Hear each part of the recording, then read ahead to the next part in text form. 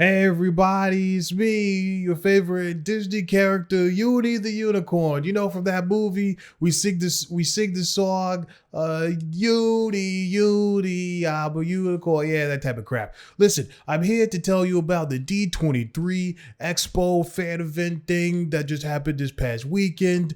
It's great. We had a bunch of cool Disney stuff to show off. Me and Rapunzel and Moana and Darth Vader and Scooby-Doo, I think. I don't know. Don't tell me, I don't know.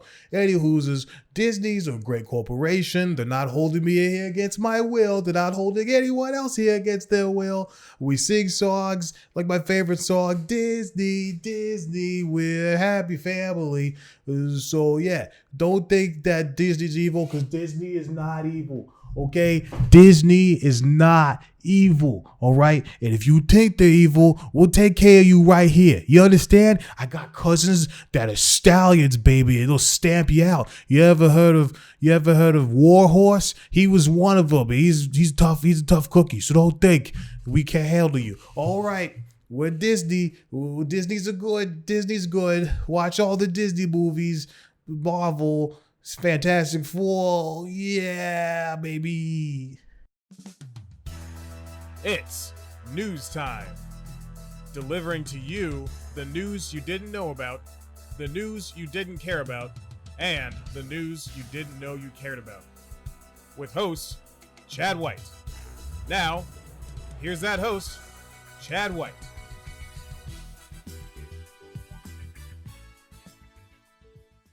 Welcome back to News Time. I'm your host, Chad White, and this is the D23 news that you didn't know about. Although Disney has been around for what seems like 100 years, huh? Oh, it's been 96 years? Oh, jeez Louise, can the mouse even die? Okay, so it's been almost 100 years since Disney was created. For the past few decades, the company has had to evolve as much as their competitors have done so. Now, I'm very critical of Disney and the work it produces. Nothing is original. Every movie and show is a carbon copy of what came before it. The Marvel and Star Wars films are sanitized, bland pieces of work with little to no payoff. Everything they do is overhyped. Casts veer towards the wider side of Hollywood, and they're making a freaking monopolistic corporation with only what they want in mind, not caring for the customer and treating them like kids, even if they're adults. But there are, admittedly, a few good things too. Shows like DuckTales and Gravity Falls are exceptional, as is the company's penchant for acquisitions. I'm sure there's some other qualities, but I chose not to look at those. One of the better attributes Disney has attained from other companies is the idea of hosting one central gathering for big announcements. It's not a festival, but more of a conference, a convention along the lines of Comic-Con or E3. D23, or as it's known to superfans, D23 Expo, the ultimate Disney fan event, is in its 10th year, and boy, what a 10th year it's been. After purchasing Fox assets, upon ending the longest running and highest earning superhero franchises in history, in the midst of remaking their animated classics in the live action dribble, and still making a mint off the needless garbage, Disney still has the gall to announce their coming slate for the next few years. Now on this episode, I'm going to give you 23 reasons to get excited about D23 Expo, and an exclusive tip on how to buy tickets. I'm actually here at the Anaheim Convention Center, where we have hosted all 5 previous D23 Expos. D23 is a club for the ultimate Disney fan. You get gifts and cool offers no one else has access to. The convention itself lasts 3 days, but manages to pack in a few months' worth of coverage. Since 2009, Disney has gathered fans, media, and investors to take a peek at what they have to offer. They call it Inside the Magic, but I'm not saying that because I don't want to get beat up.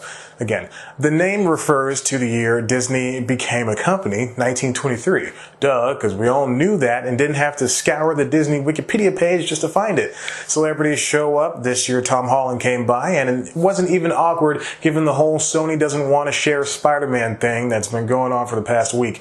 Other Marvel stars came by too, and there were presentations much like a regular convention, and we even got a first look at the new Marvel-themed section of the Disney theme parks. This year, fans were given way more technical details about the company's new streaming service, Disney+. We'd already known and been told the details of it, like the November 12th launch date and the $7 price, which I'm sure will raise to $15 in 5 years' time, and you can quote me on that. This weekend, however, we've been let in on other delicious details. Nope, didn't like that. I won't say delicious like that ever again. The price will include 4K streaming, unlike Netflix, which you have to pay more than twice the amount for. Many of Fox's original properties will be reimagined, their words not mine, including Home Alone, Cheaper by the Dozen, Night at the Museum, Diary of a Wimpy Kid, and Planet of the Apes. They're on the table right now.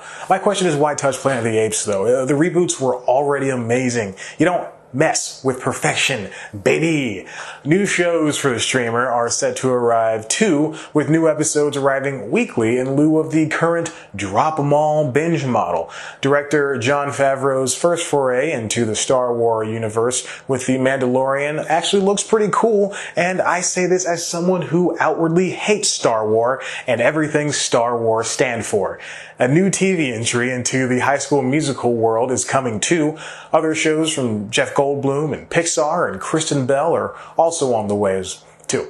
You would think Disney wouldn't want to splinter their movie releases between streaming and theatrical, but here they are doing that exact thing I just described. The new Lady and the Tramp looks as fine as Lion King and Aladdin prove themselves to be, with all those CGI animals and stilted live action acting.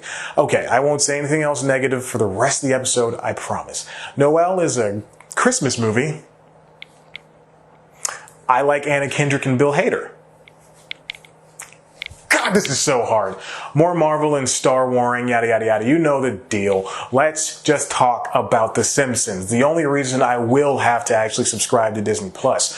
Now that Disney is the daddy of the Fox-created series, it seemed fitting for the creators and producers to host a panel for the expo. There, Al Jean said some things, Matt Groening said some things. There was a montage of some of the times the show made jokes at Disney's expense. It really just felt like an extension of the Comic-Con panel with way less details.